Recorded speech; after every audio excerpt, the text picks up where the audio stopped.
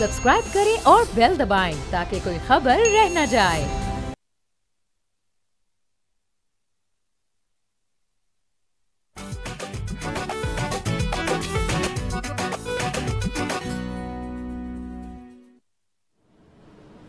अस्सलाम वालेकुम जी, बोलो जनाब में बहुत बहुत खुश आमदीद। मैं हूँ असद निज़ामी, मेरे साथ हैं अली आफ्ताब। सर क्या हाल है? सर हाल आपको अंदाज़ा है, मैं आज काफ़ी लाहौर फिरा हूँ संडे के दिन, और अंदरून शहर ख़ास तौर पे बड़ा एक ग्लूमी माहौल था। मेरी लोगों से बात हुई है, सबके दिल धड़क रहे हैं केपी के आवाम के साथ, और ये बारिशों के सिलसिले को लेकर और ग्लोबल वार्मिंग और क्लाइमेट चेंज इसको लेकर सब बहुत परेशान हैं। सर सब परेशान हैं, और हमने पिछले 2 दिन इसके ऊपर जो है कोशिश की है। कल तो एक एक्सपर्ट भी थी हमारे पास जिनके ज़रिए हमने क्लाइमेट चेंज को कॉन्टेक्स्ट का हिस्सा बनाने की एक हमारी काविश थी कि पता चले कि जी ये हो क्यों रहा है और ये क्यों होता रहेगा और इसके ऊपर क्या लेना है। वो हमने तफसीली गुफ्तगू की है। अलबत्ता इस पर थोड़ी सी अपडेट मैं ये करना चाहूँगा। केपी अपनी जगह और उनके जो मामलात हैं उन हमारी होप्स एंड प्रेयर्स उनके साथ हैं, बट एक ऑफिशियल दीगर जो PDMAs हैं, आपकी प्रोविंशियल डिज़ास्टर मैनेजमेंट अथॉरिटीज़ जो हैं, उन्होंने एक बेसिकली जारी किया है एक नोटिफिकेशन और वार्निंग, और उन इलाकों का उन्होंने उसमें ज़िक्र किया है जहाँ पे आप 17 तारीख आज से लेके 21 तारीख तक बारिशों का सिलसिला बहुत तेज़ी से चलेगा, जिसके अंदर केपी भी है, सिंध भी है और पंजाब की हद तक भी वार्निंग आई है, जिसका मैं आपको बताता चलूँ कि जिनमें रावलपिंडी, इस्लामाबाद, रावलपिंडी, मरी, गलियात, अटक, चकवाल, जेलम, मंडी बहाउद्दीन, गुजरात, लाहौर, वज़ीराबाद, शेखुपुरा, सियालकोट, नारोवाल, मियांवाली से लेकर ननकाना साहब, चिन्योट, फैसलाबाद, साहिवाल 17 से 19 तक जो है वो तेज़ बारिश के इम्कानात हैं और 21 तक ये चलेगी। तो ये मानसून सीज़न जो है it is far from over, और इसके मामलात जो हैं ये आने वाले कुछ दिनों में बड़े सीवियर हो सकते हैं। जो भी शख्स अभी इस किस्म के अपने प्रोग्राम और प्लान्स बना रहे हैं नॉर्दर्न एरियाज़ से लेके हर जगह तक, बड़ी केयरफुल रहें। इसमें सिर्फ मैं ये बात कर सकता हूँ, और ये भी कोई इस किस्म की तजवीज़ नहीं है जो कि बड़ी मैं कहूँगा जी सब के ऊपर अप्लाई करती है, बट आपके अपने शहर की एक अपनी बात होती है। आपके अपने शहर में आपके जान पहचान वाले और दीगर आप अगर कह सकें कि सरकारी हद तक आपके कुछ ताल्लुकात होते हैं हर शख्स के तो शायद नहीं होते, बट आप कह के ला कुछ कर सकते हैं। मतलब एक फेमिलियरिटी होती है आपके एक शहर से। अगर आपने इस मौके पे ये प्लान कर रहे हैं कि आप एक शहर से दूसरे शहर में जा रहे हैं, या शायद आपके इर्द गिर्द सिर्फ आपकी फैमिली हो और बाकी सारे आपसे अनजान हो, आपको नहीं पता हो वो कौन है, तो इस चीज़ को मेरे ख्याल में कोई 3-4 दिन का डिले जो है वो बड़ा एक अहम एक मौक़िफ़ हो सकता है हर शख्स की ज़िंदगी में, जिससे वो अपने आप को किसी बड़े नुकसान से बचा सके।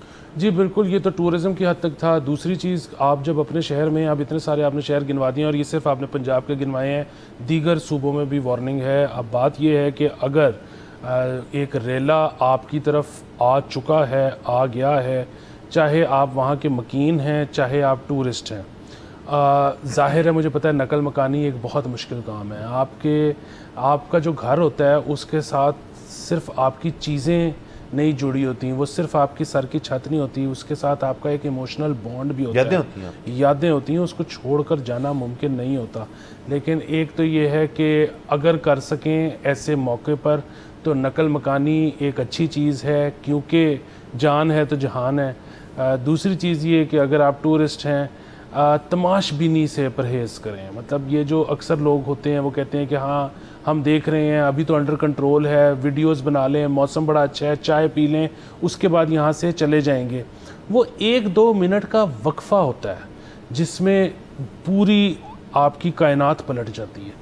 तो इसलिए जैसे ही आप कुछ देखें ऐसे ख़तरे वाली चीज़, जितनी जल्दी हो सके वहाँ से निकलने की करें। बिल्कुल। और ये जो हमने कल के शो में अर्ली वार्निंग सिस्टम्स की हद तक बात की थी, ये अर्ली वार्निंग सिस्टम ही है जो हमारे पास मौजूद है, उसके बायस ये ख़बरें हमारे तक पहुंची और हमने आप तक पहुंचाई। तो इसको प्लीज़ अपने जहन में रखें, और हर कोई भी कदम लेने से पहले, ट्रैवलिंग की हद तक हो या अपने शहर में हो, उसको आप इस तरह से अपनाएं कि कुछ भी हो सकता है, क्योंकि ये ऐसे टाइम्स हैं जिसके अंदर को पूछ के नहीं आपके बारिश का मामला क्रिएट होना, वो क्रिएट हो जाता है। जैसे आपने कहा कि 1-2 मिनट का ही टाइम होता है आपके पास, तो इसको प्लीज़ आप मुझे खाता रखें। जी बिल्कुल। और एक और चीज़, जिस वक्त आपको याद होगा आज से 10-15 दिन पहले हमारे जो एजुकेशन मिनिस्टर हैं उन्होंने बड़ी सख्ती से कहा था कि स्कूल्स बंद रहेंगे और हम सरकार जो है वो बड़ी सख्ती से पेश आएगी अगर स्कूल खुल गए। और हम ये सोच रहे थे कि अभी इतनी गर्मी तो है ही नहीं, तो क्यों उनको बंद रखा जा रहा है, आगे जाके स्मॉग की वजह से भी छुट्टियां होनी है, सर्दियों की वजह से भी छुट्टियां होनी है, तो अगर खोल दिया जाए तो कोई मजायका नहीं। लेकिन हमें अंदाज़ा नहीं था कि इतने सैलाब की वार्निंग है। सो अब अगर सैलाब की वजह से स्कूल बंद रहे हैं, वैसे तो हमें पता है बहुत सारे प्राइवेट स्कूल्स खुल गए हैं, कल से सारे खुल रहे हैं। एग्जैक्टली। लेकिन ऐसे मौक़ों पर अगर बच्चों को घर रखा जाए, देखें होता क्या है, वो आपकी अगर फैमिली जो है वो एक जगह पर नहीं है तो आपको उसको इवैक्यूएट करने में उतना ही मुश्किल होगी, उतना ही ज़्यादा टाइम लगेगा, क्योंकि एक को आपने कहीं से पिक करना है, दूसरे को कहीं और से पिक करना है, और फिर इवेंचुअली सबको आपने लेके निकलना है। अगर वो सारे एक जगह पर हों तो उनको शायद, हालांकि उसमें ज़ाहिर ख़तरा भी है कि फिर अगर वही जगह जहाँ पर सारे हैं वहाँ पर अगर सैलाब आ गया तो वो बजाय के कोई एक ख़तरे में होता सब उसकी ज़द में आ जाएंगे। लेकिन इवैक्यूएट करना भी उतना ही आसान होता है। तो अगेन कोई ऐसी चीज़ नहीं है, कोई ऐसा रूल नहीं है जो सब पे अप्लाई होता हो, लेकिन आप इस वक्त इस घड़ी में अपनी कन्वीनियंस देखें। इस वक्त बच्चे का करिकुलम, बच्चे का साल की एजुकेशन ज़ाया हो जाएगा, कोई डबल प्रमोशन हो जाएगी, ये इस वक्त सानवी बातें हैं। बिल्कुल सानवी बातें सर। और अगेन स्कूलों की हद तक कल खैर से काफ़ी स्कूल जो हैं बड़ी क्लासों में खुल रहे हैं और ये मामला वहाँ भी पेश है। हमारी दुआ हमेशा ये होती है कि कहीं ना कहीं भी इस किस्म के मामला क्रिएट ना हो। लेकिन जैसे हमने केपी में देखा कि ये चीज़ें हुई हैं और अगेन नेचुरल डिज़ास्टर जो है उसकी कोई वो नहीं होती, प्रेडिक्शन नहीं होती। प्रेडिक्शन एक हद तक होती है, उसके बाद आपका अपना फिर हुकूमती लेवल पे और आपके अपने ज़ाती लेवल पे एक स्टांस होता है कि जी मैंने इससे कैसे बचना है। बिल्कुल। आखिरी बात इसमें मैं और करूंगा वो ये है कि कम्युनिटी लेवल पर जितना कर सकें करें। मतलब आपकी हुकूमत जो है वो ज़ाहिर है एक तो उनके पास रिसोर्सेज कम है, दूसरा ज़ाहिर है बहुत एफिशिएंट भी शायद वो नहीं है। फिर ये है कि हमारे यहाँ तो अभी तक क्लाइमेट चेंज डिनायर्स भी मौजूद हैं। एक तो ये कि इसको एक्सेप्ट करें, दूसरा ये है कि अपनी कम्युनिटी के लेवल पर जितने मेजर्स ले सकें वो लें, क्योंकि बहरहाल हुकूमत को पहुंचते देर लगेगी। आप लोग जो इकट्ठे रहते हैं वो कुछ अपने लिए शायद जल्दी कर सकते हैं। बिल्कुल सर। और अगेन हमारी दुआ यही है कि सब का तहफ़्फ़ुज़ होए और सब ठीक ठाक रहें। और बाकी अगेन प्रेडिक्शन जो है उसको अगर तो हम इस प्लेटफॉर्म से शेयर किया है, दीगर जगह में वो मौजूद है, उसको पढ़ें। उस इलाके की आप एक इंडिविजुअल भी रिपोर्ट जो है वो हासिल कर सकते हैं। सोशल मीडिया, इंटरनेट वगैरह सबका दौर है, उसके अंदर आप सब कुछ मिल सकता है। बाकी सर आगे चलते हैं और अपनी पहली खबर की तरफ हम आगाज़ करते हैं। तो सर ये ज़रा टोन थोड़ी डिफरेंट है इस खबर की, हमने थोड़ा सा हम इंटरनेशनल खबरों को भी डिस्कस कर लेते हैं। सर ये बेसिकली अगेन ख़बर की हद तक तो हम खबर ही दे रहे हैं, लेकिन इसका एक सोशल एंगल भी है इस खबर का कि एक अमेरिकन एयरलाइन की फ़्लाइट जो है वो डैलस से मायामी ट्रैवल कर रही थी और उस पर एक पायलट थे जिनका नाम था थॉमस रेनल्ड्स। और उन्होंने जब फ़्लाइट के ऊपर अमला और मुसाफिर जो बैठ गए थे, उसके बाद उन्होंने जो वो इंटरकॉम होता है जिसके थ्रू वो अमले से और बाकी पैसेंजर से रब्ता करते हैं, उसके ज़रिए बताया कि मुझे इस वक्त फ़ील नहीं आ रही इस फ़्लाइट की, I am not feeling it, ये उनके एग्जैक्ट लफ्ज़ थे। और उसके बाद उन्होंने मुसाफिर ने सोचा कि ये मजाक कर रहे हैं, लेकिन वो संजीदा थे और उन्होंने जहाज़ वापस मोड़ के पार्क करके उतर गए वहाँ से और एक नया अमला जो है वो फिर दाखिल हुआ इस जहाज़ के अंदर और वो उस जहाज़ को लेके गया। इसके अंदर कुछ इस किस्म की रिपोर्ट्स भी आई हैं कि जी उनकी शायद तबीयत नहीं ठीक थी या उन्होंने कोई मनशियात जो थी उन्होंने अब्जॉर्ब की थी इससे एक रात पहले, लेकिन ये अनकन्फर्म्ड रिपोर्ट्स हैं। इस वक्त हमारे पास जो हम जिस खबर को रिपोर्ट करें वो ये कि उन्होंने अपनी फीलिंग थी उनकी कि जी मुझे नहीं लग रहा कि ये फ़्लाइट जो है ये मुझसे उड़ाई जाएगी। तो ये सर एक बड़ी पते की बात है कि एक शख्स जो है वो एक ऐसा स्टेप ले अपने करियर को दाव लगा के और उस एयरलाइन का नुकसान करवा के कि मुझे, लेकिन देखें आपके घर में कोई इलेक्ट्रिशियन आए या कोई आए आपकी बत्ती ठीक करने या कोई बल्ब लगाने, वो अगर आपको कहे जी मुझे इस वक्त फीलिंग नहीं आ रही तो आप उसको यार बल्ब है लगा दो। लेकिन एक जहाज़ जो शख्स उड़ा रहा है जिसके पीछे 300 बंदा बैठा है उसको फिर ये चीज़ जो है मद्देनज़र रखनी पड़ती है कि जी मुझे अगर नहीं महसूस हो रहा कि मैं ये कर पाऊँगा तो that is a good decision कि आप कहें जी कि मैं नहीं करूँगा जी बिल्कुल, बहुत खिराजी तहसीन पेश करना चाहिए इन साहब को। अगर तो इनकी तबीयत ख़राब थी या इन्होंने खुदा न खास्ता कोई ड्रग अब्यूज़ किया था या किसी भी वजह से उनकी रात को नींद पूरी नहीं हुई थी, तो लोगों की सेफ्टी को ऐसे मौके पर पहले रखना बहुत अच्छी बात है। वो और चीज़ है कि अगर अब आपको पता है कि फील्स और वाइब्स वाला दौर है, जेन जी जो है वो हम अक्सर सुनते हैं कि वो फील्स और वाइब्स की वजह से छुट्टी भी कर लेती है, वो काम पे आने से भी इनकार कर देती है, वो कई दफ़ा एक दिन में एक से ज़्यादा असाइनमेंट करने से भी मना कर देते हैं क्योंकि फ़ील और वाइब नहीं आती। तो अगर इस तरह का कोई मामला है या कोई उनके पामिस्ट या एस्ट्रोलॉजर ने कहा हुआ है कि जी जब तुम रनवे पे जाओ और तुम देखो डबल रेनबो तो तुम समझ जाना, या काली बिल्ली रास्ता काट ले तो समझ जाना आज का दिन ठीक नहीं है, तो इस तरह के मामलात में फिर इनको कोई और अपने लिए तावील सोचनी चाहिए कि जी अगर ये कोई सुपरस्टिशियस मामला है तो मेरे अकेले की किस्मत नहीं, 300 और लोगों की भी किस्मत है, शायद उनके नसीब में आज कोई एक्सीडेंट ना हो तो मैं भी बच जाऊंगा। क्योंकि देखिए ना, अब वो जो एयरलाइन है आजकल किसी भी एयरपोर्ट पे अगर आप 10 मिनट लेट हो जाएं फ़्लाइट उड़ाने में तो उस एयरलाइन को बहुत भारी नुकसान होता है, उसको फ़ाइन पे करना पड़ता है। तो अगर फील्ड्स और वाइब्स पे पायलट्स अपनी डिले करना शुरू कर दें तो वो तो शायद एयरलाइन ही मुनाफे में नहीं रह सकती। So again safety first of course, लेकिन उसके लिए कुछ सॉलिड वजह होनी चाहिए, अदरवाइज़ फिर अपने आप को की थेरेपी के लिए कोई और चीज़ें सोच के रखें। सोच के रखें सर, बिल्कुल। और अगेन जैसे मैंने पहले कहा कि ये क्योंकि मामला ज़्यादा लोगों का होता है तो उसके अंदर फील्स और वाइब्स वाली जो बात है वो आ जाती है।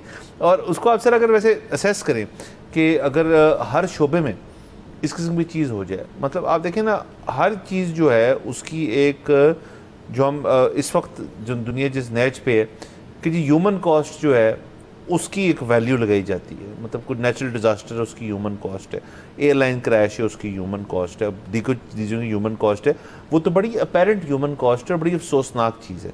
बहुत सारी चीज़ें होती हैं जिसमें आप एक पावरफुल पोजीशन में हो सकते हैं या हैं, आप फाइनेंशियल एनालिस्ट हैं, आप किसी बैंक के हेड हैं, या आप किसी फूड चेन को चलाते हैं, या अद्वियात के आप किसी कंपनी के बहुत बड़े एक CEO हैं, उसकी भी एक ह्यूमन कॉस्ट है।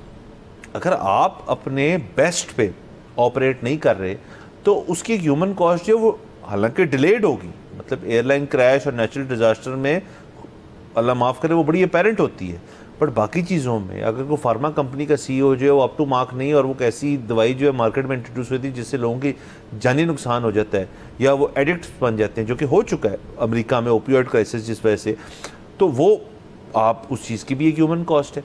पॉइंट बीइंग कि अगर आप जो हैं अपने आप को नफसियाती तौर पे दुरुस्त नहीं रख रहे हाई स्ट्रेस जॉब में, तो ये एक लापरवाही है, ना सिर्फ आपकी अपनी बल्कि उस इदारे की। इसलिए अब वेस्ट के अंदर और पाकिस्तान में भी कुछ कंपनी है जो कि अपने कॉर्पोरेट स्ट्रक्चर के अंदर एक सहूलत फराहम करती हैं एम्प्लॉयज़ को कि वो अनोनमस तरीके से अपना नाम वगैरह डेजिग्नेशन बताए बगैर किसी एक ऐसे जो एम्प्लॉयड है, स्कूलों में भी बाय द वे ये चीज़ें बड़ी मौजूद हैं अब के बच्चे जो हैं वो इस सहूलत को ले सकते हैं कि कोई साइकाइट्रिस्ट या साइकोलॉजिस्ट टाइप नुमा शख्स जो है वो मौजूद होता है आपके इदारे में, जो आपको इस किस्म के नफसियाती तौर पे आपकी मदद कर सकता है। वो बातचीत करने के ज़रिए भी हो सकता है, वो अगेन मेडिकेशन के थ्रू भी हो सकता है। तो ये चीज़ें अब हैं, इनका जिक्र जो है वो भी है, इनकी मौजूदगी भी है, अलबत्ता इन पे ऊपर अमल जो है उसके अंदर एक कमी है, और ख़ास तौर पर पाकिस्तान जैसे मुल्क में इस वजह से, क्योंकि ये एक टैबू चीज़ है। और इस पर हम कितनी दफ़ा बात कर चुके हैं कि आप अपने घर के अंदर आपका कोई शख्स हो जिसके कोई नफसियाती मसाइल हो तो उनको आप नहीं लेके जाते जो उसके प्रोफेशनल्स हैं, क्योंकि कहते हैं कि मोहल्ले में लोग क्या कहेंगे या हमारे रिश्तेदार क्या कहेंगे। तो देखें, अगर आप एक high stress high responsibility job में मौजूद है और अगर आप इस सहूलत को नहीं फराहम करते अपने लिए, तो ये आपकी फिर जिम्मेदारी जो है वो ख़त्म हो जाती है वहाँ पे, फिर आपको उस जॉब से हटा देना चाहिए। जी देखें, कुछ चीज़ें हैं जो एक्सेप्ट कर लेनी चाहिए। मसलन ये है कि जो वेस्ट है, मतलब अगेन मैं ये नहीं कह रहा कि वो बड़े अच्छे लोग हैं, हमने जो यहाँ पर ग्लोबल वार्मिंग में उनका जो रिस्पांस है पाकिस्तान और इंडिया और अफ़गानिस्तान को लेकर जो इस वक्त फोर फ्रंट पे सबसे ज़्यादा नुकसान बर्दाश्त कर रहे हैं, और उनकी जो अपनी हमारी जो इस वक्त एमिशन है वो 1% भी नहीं है दीगर दुनिया के मुकाबले में, लेकिन सबसे ज़्यादा नुकसान हमें उठाना पड़ रहा है, वो हमारी मदद को नहीं आ रहे। फिर जो गाज़ा में हो रहा है अगेन, सो तमहीद इसलिए बांधी है कि कोई वेस्ट जो है वो बहुत, कोई मैं ये नहीं कह रहा कि अच्छे लोग हैं, पर उन्होंने, वो हमसे आगे हैं, हमसे ज़्यादा तरक्की याफ्ता हैं। सो उन्होंने जो सिस्टम्स अपने लिए डिवाइस किए हुए हैं वो अच्छे हैं। सो अब अगर वहाँ पर जो आपकी श्रेक्स के पास जाना है या साइकोलॉजिस्ट के पास जाना है, उसको अगर वहाँ पर बुरा नहीं समझा जाता, जैसे कि आप कह रही हैं कि वहाँ पर जितने इदारे हैं, यहाँ तक के स्कूल्स, वो अब आपको इस तरह की एक सहूलत फराहम करते हैं, तो अगर वो इसको बुरी चीज़ नहीं समझते तो हम कौन होते हैं इसको टैबू समझने वाले? हमें अडॉप्ट करना चाहिए और हर उनकी अच्छी चीज़ को बेशक ना करें, लेकिन उनकी हर अच्छी चीज़ को हमें बड़ा दिल खोल के, बाहें खोल के अडॉप्ट करना चाहिए। बिल्कुल करना चाहिए सर। और अगेन ये तो हमने इस खबर को ज़रिया बनाया आज कि हम इसके ऊपर थोड़ी रोशनी डालें कि ये भी एक मसला है, और किसी को क्या पता होता है किसी के जहन पे क्या गुजर रही है, और वो ज़िंदगी के अपने किस मरले में वो शख्स दाखिल हो चुका है और कैसे निकलना चाहता है उससे और कैसे अपनी मुश्किलात का सामना कर रहा है। But again support always helps, और इसके हम हमेशा हम भी इसकी सपोर्ट करेंगे। यहाँ पे जाना हमने ब्रेक के ऊपर, लेट्स टेक अ ब्रेक।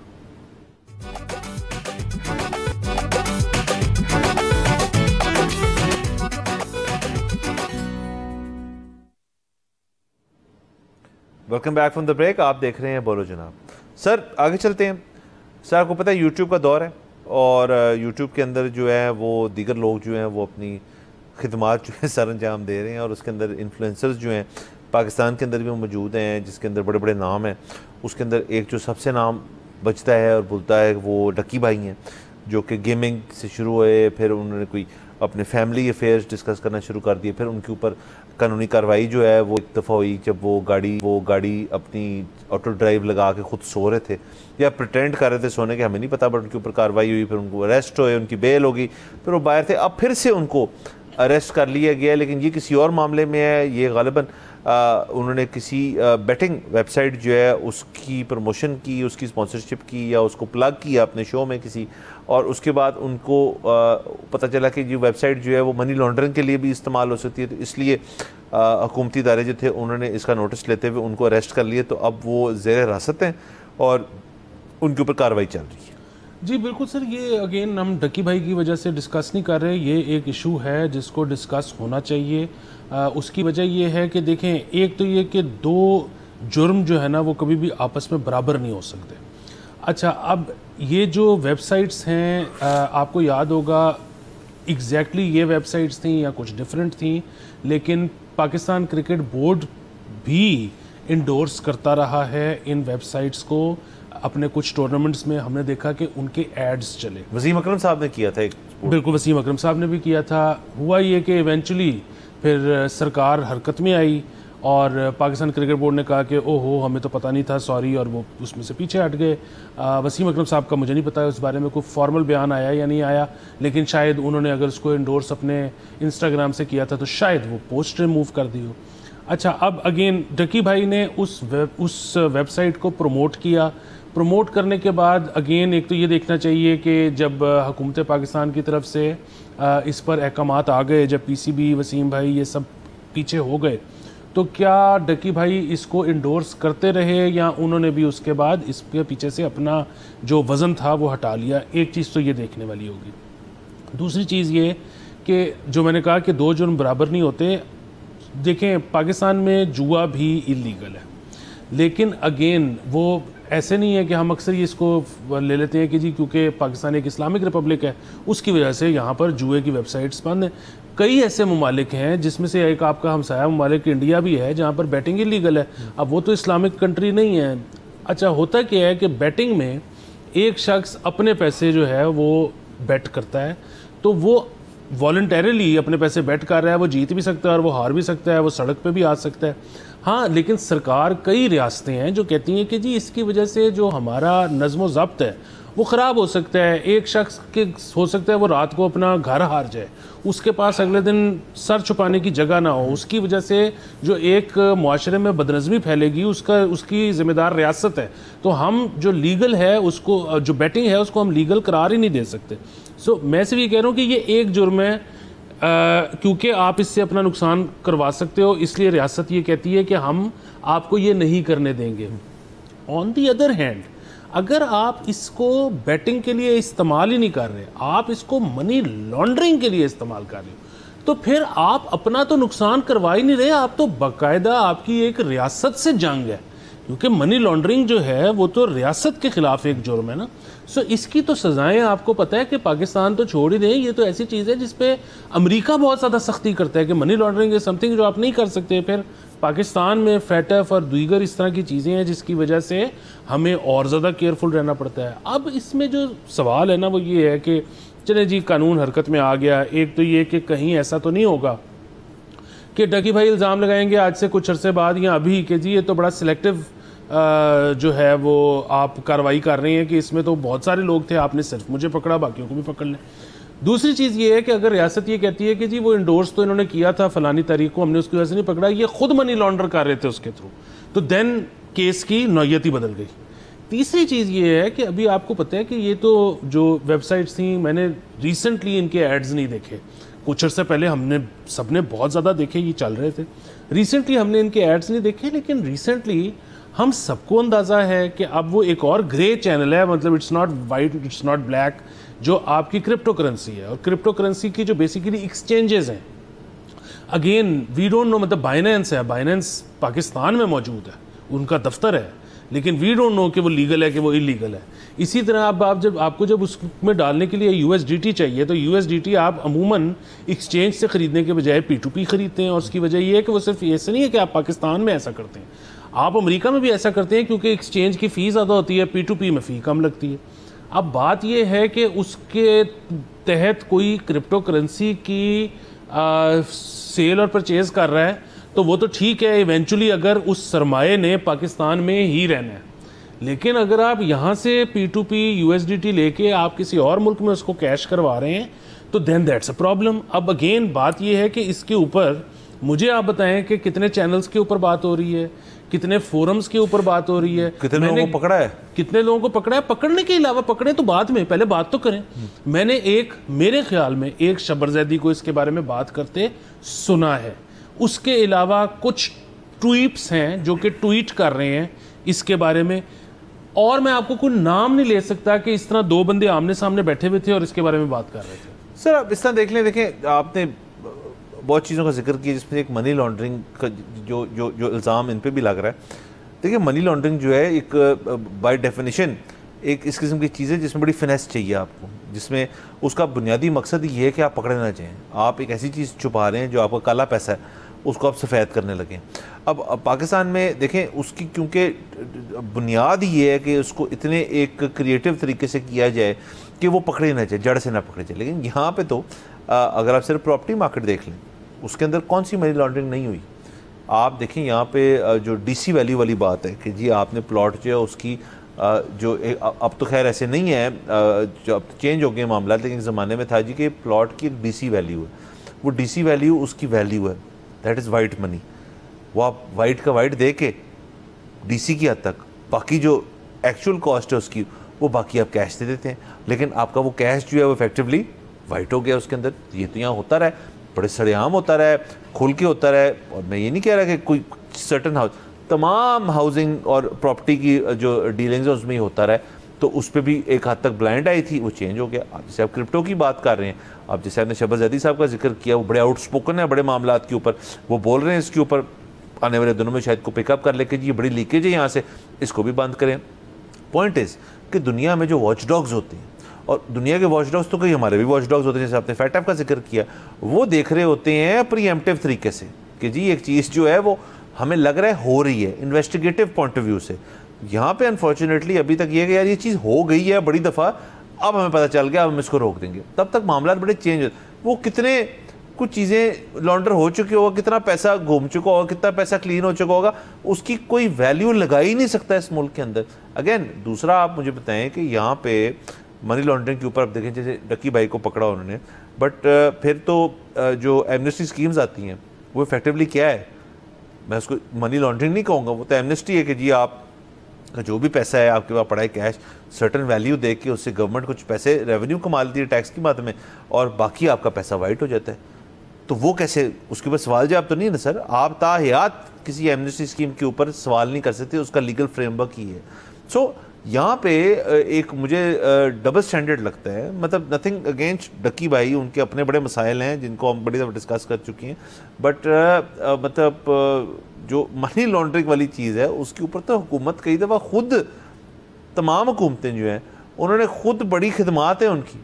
जी बिल्कुल है। और उसमें देखिए ना, अगेन एक तो है पैसों को ब्लैक से वाइट करना, अगेन उसमें भी अगर तो पैसा ब्लैक से वाइट होने के बाद राजस्थान में ही है तो वो एक अलहदा चीज़ है। आप ये देखें कि अगर पैसा वो ब्लैक है या वाइट है, वो अगर पाकिस्तान से बाहर जा रहा है तो वो हुकूमत के लिए ज़्यादा बड़ा कॉज ऑफ कंसर्न है। उसकी वजह ये है कि पाकिस्तान को दरपेश जितने मसाइल हैं उनमें से जो सबसे बड़ा मसला है वो फॉरेक्स का है। तो अगर पाकिस्तान का पैसा बाहर जा रहा है अगेन, और आपको ये अंदाज़ा नहीं है कि वो कितना है, देखें इसीलिए हम कहते हैं कि आप लीगली लोगों को पैसा जो बाहर ले जाना चाहते हैं उनको ले जाने दें, ताकि जब वो बाहर जा रहा हो तो आप उस पर you can put a number two it कि हाँ हमें पता है कि इस साल कितना पैसा गया है। जब आप लीगली, मतलब एक तरफ लोगों की इंपोर्ट की एलसियाँ नहीं खुल रही, दूसरी तरफ क्रिप्टो में अगर मिलियंस ऑफ डॉलर्स बाहर जा रहे हैं, तो क्या बेहतर है कि आप वो खोलने दें बजाय कि लोग इलीगली लेके जाएं और क्रिप्टो खत्म हो जाएगा तो कोई और तरीका आ जाएगा। बुनियादी बात यह है कि जब आप उनको लीगली नहीं करने देंगे तो फिर लोग इलीगली करेंगे। बिल्कुल सर, इसके अंदर अगेन क्रिप्टो आपने करना एक तरीके से करें। और अगेन जैसे हम हमेशा कहते हैं, दुनिया में कई मुल्क हैं, मिसालें मौजूद हैं जो कर रहे हैं उसको, वो भी तो इस चीज़ को फेस कर रहे होंगे, वो किस तरह कर रहे हैं उसको अपना के देख लें और उसके अंदर क्रिएटिविटी ले आए। पर यहाँ पे जाना है हमने एक ब्रेक के ऊपर, let's take a break.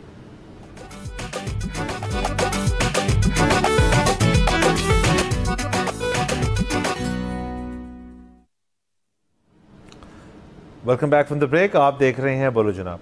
Sir आगे चलते हैं।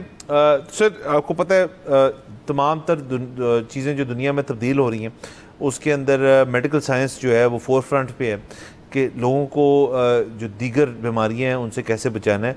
आप अगर 1 दिहाई 2 दिहाई 3 दिहाई हर दिहाई भी पीछे जाएं तो उसके अंदर मेडिकली आपने कुछ ना कुछ अचीव किया है। लेकिन अब क्योंकि दौर ये है और आते हैं इस किस्म की बन गई हैं कि अब हमें बहुत ही कोई सुपीरियर और डिफरेंट और टेक्नोलॉजिकली इतनी एडवांस चीज़ पेश करें जिससे आपका सारा कुछ तब्दील हो जाए। आप मोबाइल फ़ोन्स की हद तक देख लें कि कभी आपने सोचा भी नहीं था कि ऐसे फ़ोन जो आपके मेरे पास हैं वो रहेंगे। अब तो फोल्डेबल फ़ोन्स आना शुरू हो गए और वो एक मार्केट क्रिएट होगी। उनकी भी चौथी या 5वें इटरेशन जो है वो अब मौजूद है मार्केट के अंदर। इसी तरह मेडिकल साइंस में सर किसी छोटी कंपनी ने, गूगल ने के एक एम्प्लॉई ने यह दावा किया है कि 2030 तक, जो कि 2030 या 35 तक, एक दिहाई तक, मतलब 10 साल तक इस किस्म की टेक्नोलॉजी मौजूद होएगी जो नैनोबॉट्स के ज़रिए जो आपके अंदर इंजेक्ट की जा सकती है और उसके ज़रिए आपके दीगर जो मर्ज़ हैं, आपकी बीमारियाँ, उनको ठीक किया जा सकता है। तो ये अगेन एक लॉन्जेविटी, ज़िंदगी के अंदर आपने कितनी देर इस दुनिया में रहना है उसको बढ़ा सकती है ये चीज़, क्योंकि आपके अंदर बड़ी माइक्रोस्कोपिक लेवल पे हर चीज़ ट्रेस होके ना सिर्फ ट्रेस हो सकती है बल्कि इनके मुताबिक रेक्टिफाई हो सकती है। तो इस टेक्नोलॉजी जो है इसको हम मॉनिटर भी करेंगे, देखेंगे भी सब। ख़ास तौर पे वो लोग जो बहुत अमीर हैं लेकिन बहुत बुज़ुर्ग हैं वो तो ख़ास तौर पे देख रहे होंगे इस चीज़ को कि हमें आज ही इस किस्म की चीज़ मिल जाए। बट अगेन टेक्नोलॉजी टाइम लेती है और टेक्नोलॉजी की एप्लीकेशन जो है उससे बहुत ज़्यादा टाइम लेती है। तो अगर तो वो 10 साल कह रहे हैं, शायद 10-15 साल के अंदर ऐसी चीज़ आ जाए सर। जी बिल्कुल, वो हो सकता है कि 10-15 साल से पहले आ जाए, हो सकता है कि वो आ गई हो लेकिन उसको FDA अप्रूवल्स ना मिल रहे हों। सो बुनियादी बात ये है कि जो आपने कहा ना 1950-60 की आप फिल्में निकाल के देखें इंडियन और पाकिस्तानी, तो उसमें लोग टीबी से फौत हो जाते थे जो हीरो थे। अब टीबी जो है वो मतलब मेरे ख्याल में 14 दिन की दवाई है और किसी को पता भी नहीं लगता कि क्या हुआ था आपको। सो अब मतलब बुनियादी बात यह है कि इतनी ज़्यादा पाकिस्तान में अगर आप देख लें, आबो हवा, खुराक, लिविंग स्टैंडर्ड, स्ट्रेस इतना ज़्यादा है, लेकिन फिर भी जो आपकी एवरेज एज है वो कम होने के बजाय बढ़ रही है। क्यों? क्योंकि जिस तरह से आपने कहा कि मेडिकल साइंस जो है वो तरक्की इतनी ज़्यादा कर रही है। तो अब अगर जो ये नैनोबॉट्स वाला कह रहे हैं ये इसमें कुछ बईद नहीं है कि ये वो कर सकें। दूसरी चीज़ ये कि ये होगा या नहीं होगा या कब होगा, जो आपकी मेडिकल साइंस है उसके अंदर तरक्की होती चली जा रही है और अब इसके बारे में हमें बात करने की ज़रूरत है। और वो बात करने की ज़रूरत क्यों है? वो इसलिए है कि आपके जापान वगैरह ये चीज़ फेस कर रहे हैं, इस तरह के कई ममालिक, पाकिस्तान और दीगर जो अभी तक फेस नहीं कर रहे थे उनको आने वाले दिनों में देखना पड़ेगा।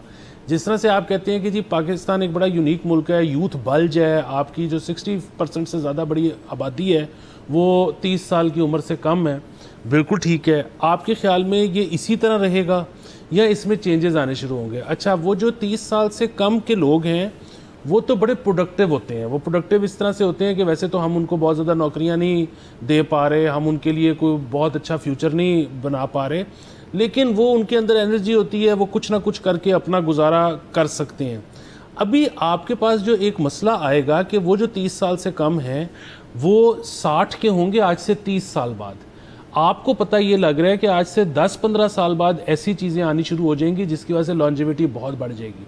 अब यहाँ पे वो जो आपके पास आबादी का 2 फोल्ड अब जो इजाफा होगा ना, कि एक तरफ से यंगस्टर्स आ रहे हैं, दूसरी तरफ से जो ओल्ड हैं वो फौत नहीं हो रहे, उनकी उम्र बढ़ती चली जा रही है। तो उसको कैसे आपने डील करना है? आपको इतने लोगों की खुराक कैसे अरेंज करनी है, इतने लोगों का हेल्थ कैसे देखना है, इतने लोगों की पेंशन कैसे देखनी है, इतने लोगों को आपने कुदरती आफात से कैसे बचाना है, ये वो सारी बातें हैं जिनको एड्रेस करने की ज़रूरत है। और अगेन हम नहीं कर रहे सर। और देखिए, जो आपने ये बात की, लोग रियलाइज़ नहीं करते कि अगर आप 24 करोड़ के अवाम है ना, तो फिर जो फिगर है ना, आपको मैसेज का देखना पड़ता है। तो आपने जो कोट किया फिगर कि जी लॉन्जेविटी बढ़ गई है, लोग 70, 75, 76 तक, 80 तक क्रॉस कर रहे हैं, ये एक मैसेज का फिगर है, तो इसको आप इग्नोर नहीं कर सकते, नंबर 1। दूसरा सर, यहाँ पे ना लोग इस किस्म की खबर सुन के कहते हैं जी कि ये तो ऐसी चीज़ है जो ये तो बड़े साल लग जाएंगे, बड़ा हो जाएगा। असल में वो थ्रेशोल्ड भी बड़ा कम हो चुका है। आप देखें पिछले 20-25 साल में या 30 साल में जो कुछ हुआ है इस दुनिया में, आपकी लेट 90s से लेकर 2025 तक, वो मेरे ख्याल में टेक्नोलॉजिकली दुनिया में ऐसी कुछ चीज़ें हुई नहीं। मतलब अगर आप 80s में चले जाएँ, जिस मोबाइल फ़ोन को हम फॉर ग्रांटेड लेते हैं इतना, वो इतना बड़ा ब्रीफ केस होता था वो मोबाइल फ़ोन, लेकिन था वो ब्रीफ केस, और बड़े मखसूस लोगों के पास होता था, बड़ा महंगा होता था, और उसको यूज़ करना भी एक काम होता था। किसने सोचा था कि जो शख्स 80s में उसको यूज़ कर रहा है वो 2020-25 में जाके उसकी जेब के अंदर वो चीज़ फिट है? सोचा ही नहीं था, लेकिन वो चीज़ हुई। It took 20 years. लेकिन इसी मोबाइल फ़ोन को अगर मैं 2015 में चला जाऊँ और 2025 में, इसमें ज़मीन आसमान का फ़र्क है इसी डिवाइस के अंदर, in terms of capability, in terms of response, आप हर चीज़ देख लें, वो चेंज हो रही है। सो सिमिलरली मेडिकल साइंस में अगर किसी का अभी तक ये ख्याल है कि ये चीज़ जो है बड़े टाइम से आएगी, ये चीज़ें बड़े टाइम, ये अब नहीं होगा। ख़ास तौर पे इसके अंदर मेडिकल साइंस के अंदर आप कोविड वाला जो फैक्टर है वो इग्नोर ना करें। कोविड के अंदर वो एक चीज़ हुई जो इस दुनिया में आज तक नहीं हुई, कि उन्होंने कहा जी कि एक वैक्सीन बनानी है ताकि हम इससे छुटकारा पाएँ। अब वैक्सीन, एंटी वैक्सर्स और उस वैक्सीन की जो असरात हैं उनको छोड़ दें, वैक्सीन डेवलप करनी थी। उन्होंने लूपहोल्स जो थे, लूपहोल्स कह रहा हूँ, स्टेप्स स्किप किए या उसको फास्ट ट्रैक किया, which gave us A realisation कि जी एक चीज़ ये जल्दी भी हो सकती है। मेडिकल साइंस में अगर जो रुकावटें हैं होनी चाहिए, कई रुकावटें होनी चाहिए, लेकिन कुछ रुकावटें कोविड के दौर में पता चलेगी ये रुकावट जो है ये मैटर नहीं करती, और इसको बाईपास करके आप एक चीज़, एक दवाई जो है बड़ी जल्दी निकाल सकते हैं। तो सिमिलरली ये जो नैनोबॉट्स वाली चीज़ है ये अब शायद जल्दी निकाल पाए। पोस्ट कोविड दुनिया बहुत डिफरेंट है। देखिए, होता पता है क्या है टेक्नोलॉजी में, कि आपके पास कुछ स्टैग्नेंट साल आते हैं और फिर कुछ जो प्रोडक्टिव साल आते हैं उनमें बहुत ज़्यादा ब्रेक थ्रूज हो जाते हैं। अब ये जिस तरह आपने मोबाइल फ़ोन की आप मिसाल दे रहे हैं ना, सो मोबाइल फ़ोन का जो हार्डवेयर है उसमें हमें ऐसे लगता है कि पिछले 5-7 साल में कोई बहुत ड्रास्टिक चेंज नहीं आया। मतलब आप 2000 से लेके 2015 तक देखेंगे तो आपको लगेगा कि हार्डवेयर में बहुत चेंज आया। 2015 से 2025 देखेंगे तो हार्डवेयर में चेंज नहीं आया, जो सारी जो वो सॉफ्टवेयर ओरिएंटेड है। अभी एकदम से वन फाइन डे आपको पता लगेगा कि अब जितना काम हो रहा है, वो जितना ब्रेक थ्रू हो रहा है वो हार्डवेयर में, फोल्डेबल आ रहे हैं, स्क्रीनें बंद हो रही हैं, क्योंकि साइमल्टेनियसली काम, हर चीज़ के एक्सपर्ट लगे हुए हैं। अच्छा, जब तक नहीं हो रहा होता, जब एक ब्रेक थ्रू मिलता है तो उसकी वजह से 25 और रास्ते नजर आने शुरू हो जाते हैं।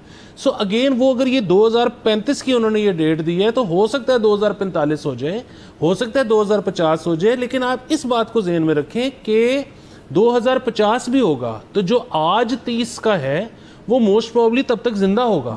तो अगर वो तब तक जिंदा होगा तो वो फिर इससे मुस्तफीद होगा। अगर वो इससे मुस्तफीद होगा तो उसका पाकिस्तान पे, वो दुनिया का किसी भी मुल्क का शहरी है, उस मुल्क पे उसका असर पड़ेगा, एक बोझ है उसका। बिल्कुल सर। अगेन जो मुल्क इस किस्म के मौजूद हैं जहाँ पे आबादी का मसला है, और वो भी देखें ना इस नैनोबॉट्स के अलावा वहाँ बच्चे पैदा नहीं हो रहे, लेकिन जो बुजुर्गान है वो ज़्यादा देर रह रहे हैं। आप तो कह रहे हैं कि बुजुर्गान भी ज़्यादा देर रहेंगे और ऐसे मुल्क जैसे हमारे वहाँ पे बच्चे भी आएंगे, तो वो डबल चीज़ जो है उसको हुकूमतें ज़ाहिर है उसके ऊपर फोकस ही नहीं है।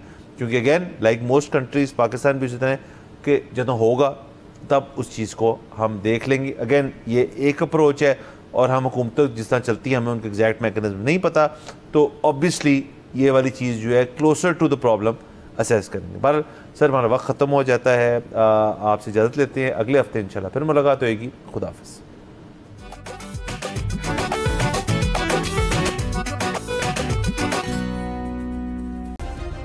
सब्सक्राइब करें और बेल दबाएं ताकि कोई खबर रह न जाए।